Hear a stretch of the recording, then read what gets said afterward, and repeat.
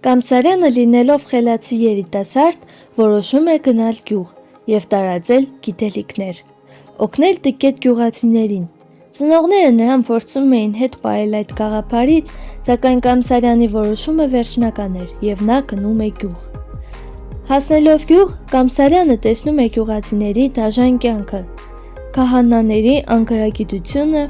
այն հին և կեղտոտ տները, որտեղ ապրում էին այդ գյուղացիները։ Նա որոշ ժամանակ ապրելով գյուղում սկսում է ամեն ինչից հիասթափվել։ Նա տեսնում է մարդկանց կեղտոտ սպասքը, որով նրանք հաց էին ուտում,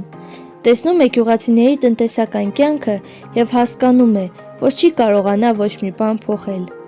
Մի օր հիշում է, որ մոր ծննդյան օրն է ու նորից վերադառնում է իր հայրենի քաղաք, և հենց մոր ծննդյան օրը նշանվում է իր սիրելի աղջկա հետ։